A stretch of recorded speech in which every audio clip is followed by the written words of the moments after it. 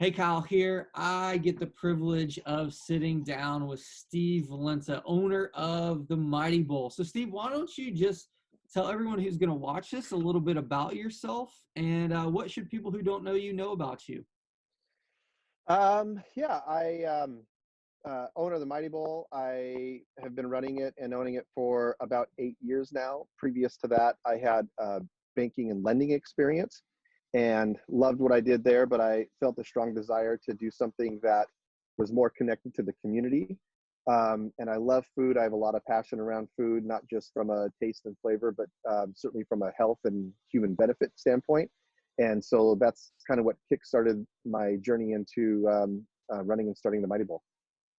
So, how did starting it come about? So, you banking lending world and then starting a restaurant. Like, where did that inspiration come from? When I turned uh, 30, I still felt like I was 20, and I just could not believe how fast 10 years went by.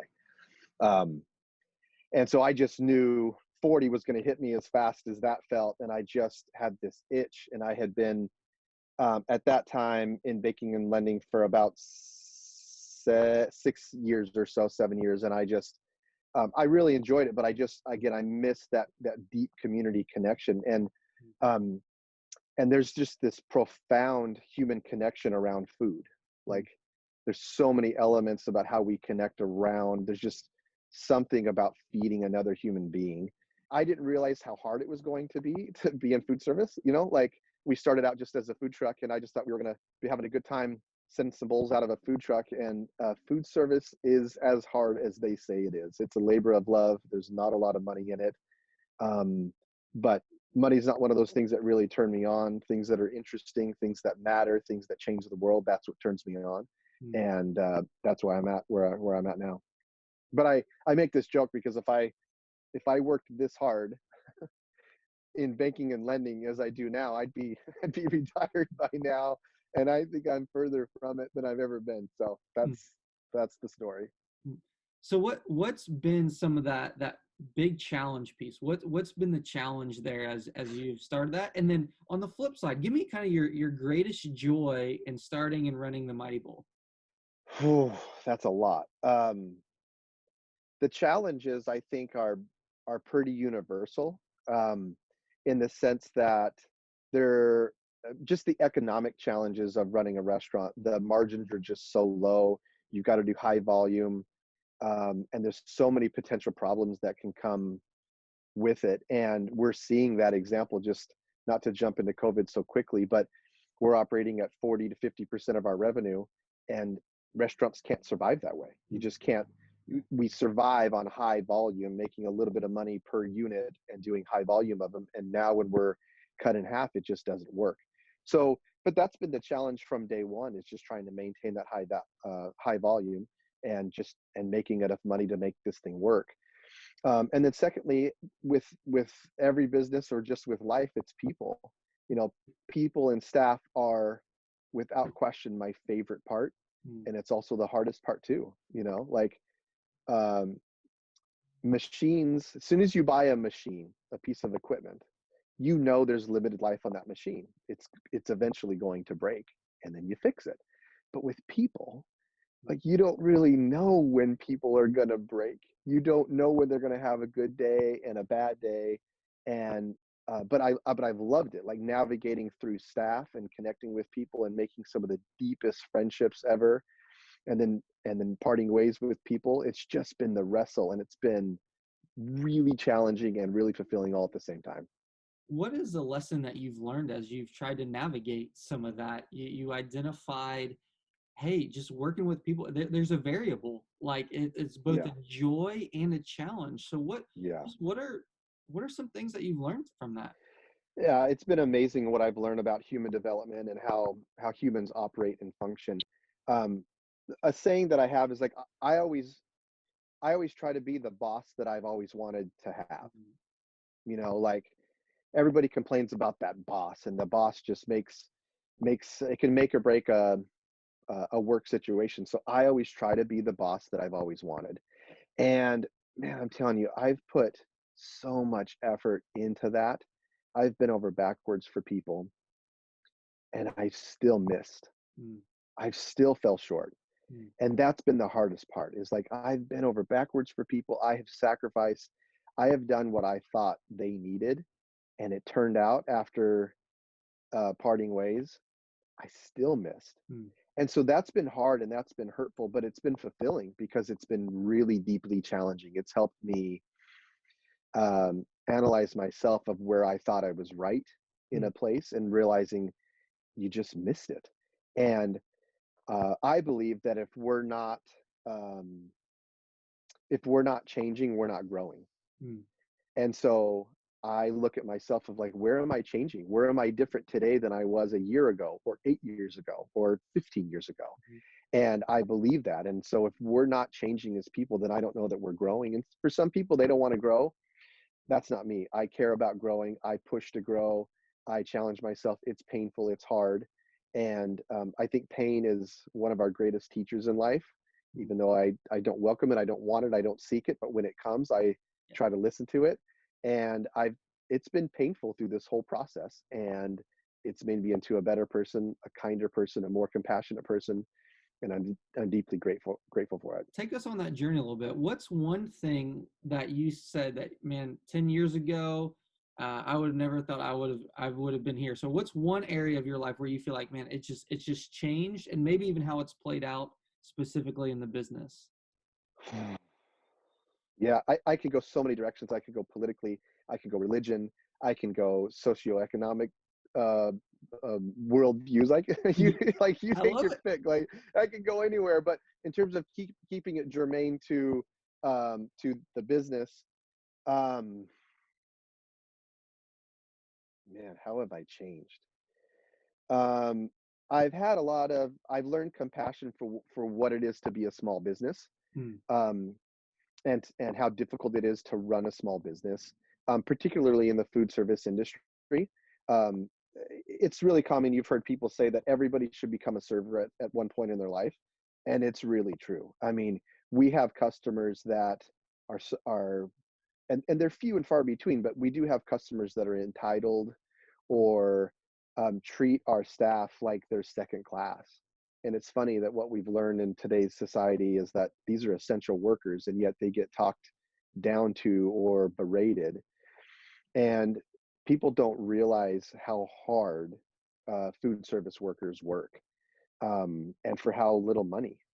Um, so I've been challenged now when I eat out and how I treat food service workers and how I treat small business. So one maybe small thing is that I stopped using coupons. Um, mm, I mean, I'll use coupons like if I buy from large corporations, although I'm trying to do less and less of that. mm, So I don't really do that very often. But if there's a mom and pop shop or just a small business that has a coupon, I'll read the coupon and I'll become aware of that business, but I won't use the coupon mm, because I know how hard that small business works. I know how hard they work. And so this dollar off or this $2 off doesn't really make that big of a difference to me. But if mm. they served 100 customers that day, that $200 a day savings is a game changer to their business. Yeah. So so I've changed a lot in that. And when Mm. we have our customers that call us up and say, hey, we're going to buy 10 bowls for our office, can we get a discount on our order? And I'm just like, it's petty, man. It's petty because it's like they just don't realize how hard we work in the industry. And so that's just one small way that I've changed. Mm. That's so good. That's so good. And what you shared there with us was just, I think, some ways that even we as consumers might not realize how we're affecting small businesses and unrealized ways. And so I think that's so helpful to be able to share to others, to say, hey, when if you do ask for a discount, or you are asking this ways, it's like you're cutting in a profit margin, which then Yeah. affects, limits the growth and potential of this small business, which then affect, if that happens over the span of time, that's going to put them out of business. I really believe, Kyle, and I I deeply believe that the single most profound thing that we can do in our society, politically, just the most provocative thing that we can do is be aware of where we spend our money. Mm, I'm such a vote with your dollar kind of guy. And I think it's important to vote each November, but I think there's something much more profound in what we're doing in society today is where we spend our money, where we spend our dollars. And if the companies that you're buying from don't align with your values, stop buying their stuff. Mm, Like it's just, that's hard, that's challenging. yeah. I mean, I made a vow earlier this year um, to not buy anything from Amazon anymore, and not only just me personally, but as a company. And it's been very difficult. It's been challenging. The Amazon transacting um, experience is so good. Yeah. It's the cheapest that you can find. You get it the quickest. It's so convenient. So for me doing this personally in my life as well as in our business, it's cost us more money. It's been inconvenient, but I think it's worth it because there's much that Amazon does that it doesn't align with my values. And so we have to go seek smaller companies or companies that do align more with our values. And I just think it's the most profound thing that we can do in our society today. Let me ask a follow-up to that. Have you been able to, as you have looked for other companies and attempted to purchase from them, have you been able to build relationships in a different way than you might have been able to with like an Amazon? Absolutely. There's one outfit in particular that I'm thinking of. It's called Earthly Gourmet. You would compare them, say, like to like a Cisco or to like a U.S. Foods, something like that. You've got like these mainliners that carry like all this amount of food, but it's really basically all the same type of food. And a lot of the restaurants just buy the same kind of food. But then you have smaller outfits like Earthly Gourmet that carry specific things that cater to folks like us that are very ingredient aware, ingredient focused, that we don't just want that spice on the shelf. We want this specific spice, or we want it sourced from this area of the country. And so they do that. And it's difficult because instead of us just working with one mainliner, we have to work with 7 or 8 or 10 of those type of companies. Mm, But we have built a relationship with them. And we've said, hey, we do this because of this, and this is what matters. And they say, okay, we can adapt and we can change mm, and cater to our needs. And it's been amazing. that's so It's been really, really encouraging. So that relationship, so then it just makes us want to support them even more. Um, and we deal with the owner of the company. It impacts their family and the people around him that he cares about. It's amazing. So it's been a really rewarding way of us. Um, and it's like as consumers, as individual consumers, we have this platform of what we buy. Um, but as a company, when you buy so much more, whatever that is, this like if you were imagine putting like a lever in the earth and then turning the earth with that lever is like all of us have the lever of how we're going to change the world. And when you own a company and you buy more, our lever is a little bit bigger, and so it feels good to be able to buy from those companies that we have relationships with like this. just again what you shared there is an ability to adapt and build those relationships that produce a level of sustainability for us in the place that we live in terms of just I think food and networking and just you said something to me before and it's like you had moved, I don't want to say beyond is the right word, but past this idea of recycling to Oh this yeah. idea of was it sustainability and or is Uh, it or did you use a different word? yeah, one of regeneration. And Regeneration. so Okay. kind of the way that the scale goes is that we look at recycling, which has been important to society and something that we all try to do. And recently over this last 10 years, we've moved to one of sustainability, realizing that what can we do that's actually sustainable, because we're finding that a lot of recycling doesn't actually work. Mm, There's not a lot of sustainability to it. So sustainability is something that we all value and we think is a better way, and it is. But recently, I've moved into what I believe is the next level beyond sustainability, and that's one of regeneration. mm, And it's thought of, its foundations are in a lot of gardening or permaculture, where how can we live off the earth, and how can we plant food and plants that help one another, that there's this symbiotic relationship of all of these plants and animals and insects that all work together, and looking at one of cooperation and not one of competition, mm, or really of one of extraction. And I think the way that our consumeristic, our very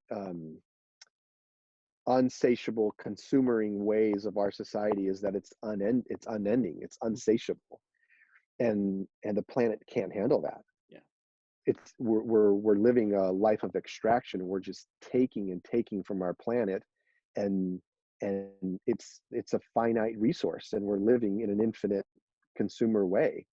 And so I'm trying to live my life as well as run our companies in a way that's one of regeneration. Like what what are we buying or what are we consuming that gives back to the planet, that gives back to humanity, and not an extraction to the planet or extraction to a human. I mean, you can buy that product that um, maybe those tube socks that are $3 for a 12 pack, and you're like, how how do they make this for that cheap?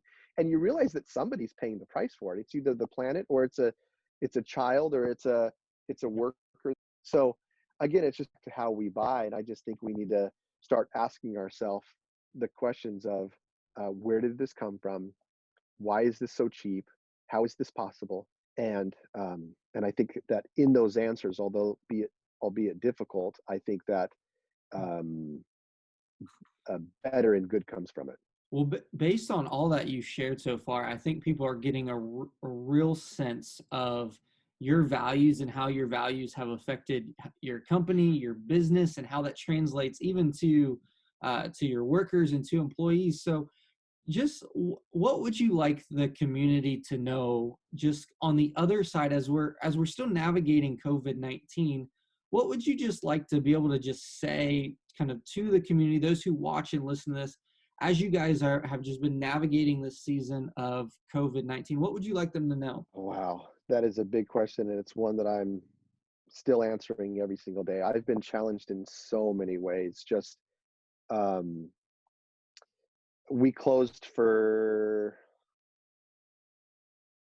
about 10 or 11 weeks, and during that time was really difficult for me. I know it's been difficult for everyone, but it's been a real challenge, and it's allowed me to slow down and reflect on what matters in life, what's important, what are my priorities. Some people will say, I don't have time for that. Well, we all have the same time. We all have 24 hours in a day. It's not about time, it's about priority. Yeah. And so this has caused me to, and I look at our staff that, we work 40 to 50 hours a week, and we're just exhausted, only to just barely recover on the weekends just to do it again. And it's like our American ways of just work and work and work and work. I just think it's unsustainable. I think it's unhealthy. And so I'm reflecting on how much I work, how much our staff works, that there's more to life than just work.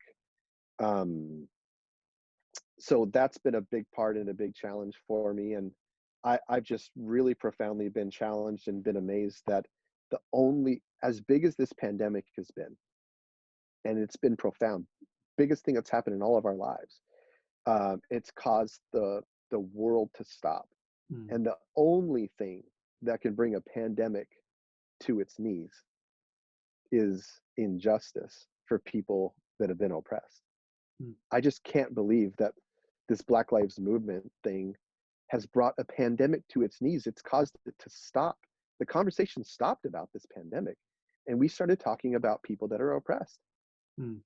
I've just been blown away by it, and I've been challenged, Kyle. There's things that I didn't know. There's things that for me, for example, I believe that I haven't been racist, and I've realized that that's not enough, and I've realized that it's not enough to just not be racist, that we have to be anti-racist. Mm. And there's not enough time to go into that, nor is this really the platform, but I would just challenge people to ask the question of, am I just not racist, or am I anti-racist? And what does that mean? And it's been really a challenge for me. And I haven't really identified in the Black Lives Movement over the last few years that it's been going, because, to be honest, because I'm not Black, and I didn't think I could identify with it. But during this time, I've realized that coming as a white male, learning that I am responsible, I do need to look at all of these systemic things and be a part of the solution. And I say this not that it's been easy or that I have all the answers. It has been very hard for me. It's been challenging, and I've chosen to look at the darkness and just the heavy and hard piece. And so I would just challenge people to do that work. Talk to people that you disagree with. Talk to a Black person. Um, Challenge yourself and grow, because it's worth it, as hard as it is. So that's what I would encourage people to do. I think it's so good. And see, every time we just get down and when we talk and we have these conversations, I love what you're sharing and just the appetite for learning that you have, and you're willing to process and try things, and it plays out in very practical and real ways. It's not something that just stays in your head or ideas. And this is what I appreciate about you, but you take those ideas and those thoughts and what you process, and it plays out in relationships, and it plays out in your business. And so with that said, where can people find you and the Mighty Bull? How can people get a hold of you if they want some delicious food? Thank you for asking. I'm showing an unstable connection right now, so hopefully this is going through. But I really appreciate this platform, Kyle. Your genuine heart and spirit in this community. I trust you, and I know your audience trusts you to bring about awareness of what people are doing in our community. So thank you for having me. I really appreciate it. We have 3 different locations or ways that you can find us. We have our brick and mortar that is located at 8th and Washington. It's open Monday through Friday. And then we have our, and just for lunch right now, we also have a trailer that's up at Brothers Cascadia Brewing in Hazeldale, and that's open 6 days a week, Monday through Saturday, and that's open for dinner as well. And then we have our food truck that operates at different locations around the county, as well at the farmers market on the weekend. I would just encourage everybody to go to our website, which is themightybull.com, to look at exact hours, especially in today's new world. We're changing hours, trying to adjust to meet demand. So I just encourage people to go to our website and find the hours so that they don't show up when we're not open. And then we're working on a new concept that's going to be rolling out probably in the next 4 weeks, like maybe the first week of August. We're working on a plant-based burger idea, and I'm really excited about it. It's progressive, it's delicious, it's good for the planet, it's good for our health, it's good for animals. And so that should be coming out in the first week of August, so stay tuned for that. I'm really excited about it. Well, man, I can't wait to try that. That sounds amazing. It sounds good, and I just know whatever you guys put your mind and your work into, that it always tastes great. So that's why I'm excited to share that. So, Steve, thanks for sitting down with me, and we'll chat again real soon. Okay, thank you, Kyle.